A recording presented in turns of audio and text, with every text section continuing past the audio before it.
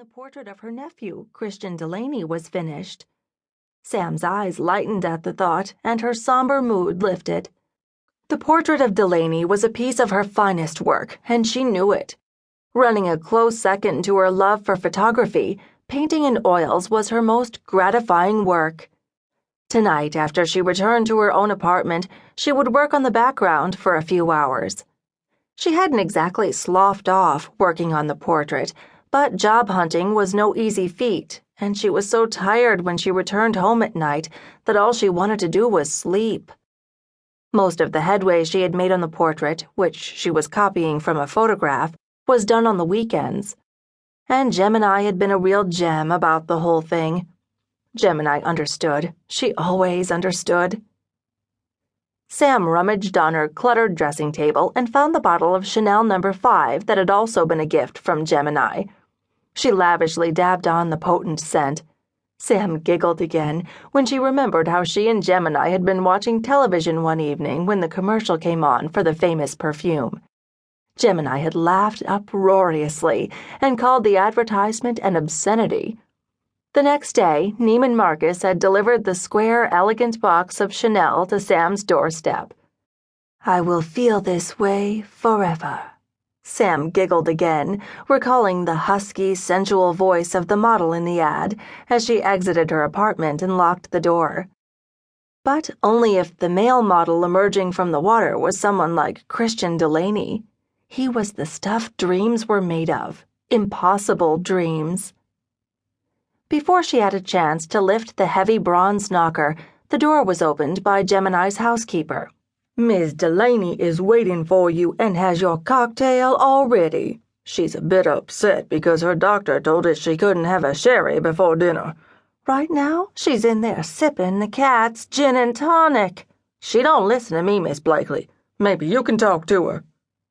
Sam's eyebrows shot upward in alarm. "Esther, maybe it's just tonic water she's drinking. Gemini wouldn't disobey the doctor's orders. Where is she?" Esther snorted indignantly. "It's gin, all right, and you can just forget about that tonic water. Them cats are both drunk as two skunks. She's been giving them sips in their water dishes, and I can smell gin a mile away. Miss Delaney is well on her way to getting looped, and I know it." With another snort, Esther bobbed her spiky gray head and departed for her own domain, a brick and copper kitchen aromatic with spices and herbs. Sam blinked. She had never seen anyone except Esther who could actually swish an apron the way a stripper tossed her tassels. If Gemini was drinking, that meant the doctor's news was bad. Gemini could handle anything, even a good drunk. Squaring her shoulders and pasting a smile on her pretty face, Sam bounded into the room and headed straight for the Queen Anne chair where the old lady sat. "Gemini, you are something, do you know that? A pumpkin and a scarecrow. It's perfect. What made you think of it? I love it. How in the world did you get them here?" She knew she was babbling, but she was unable to stop herself. "And that pumpkin is a perfect round ball. When I was a kid, they were always sort of lopsided and— Oh, darn it, Gemini, what did the doctor say?" Sam blurted out as she dropped to her knees at the old woman's feet. Gemini Delaney straightened her back and patted her blue-white hair, which was carefully arranged down to the last strand. "That doctor is nothing but a spring pup.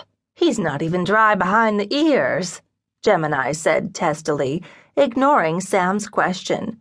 "For the life of me, I don't know why I put up with him." "You put up with him because he's the best cardiologist in Washington, D.C., that's why," Sam said softly. "Now tell me, what did he say?" "Among other things, he said I was a vicious, cantankerous old woman who should have been put out of her misery 10 years ago. What do you think of that?" Sam forced a smile to her lips. "Did he now? Or did he say you were a spirited, beautiful lady who should know better than to ignore a doctor's orders?" Gemini slouched slightly in the yellow velvet chair and muttered, "It might have been something like that, but I really can't remember. This gin robs your brain, you know that. Just look at those stupid cats."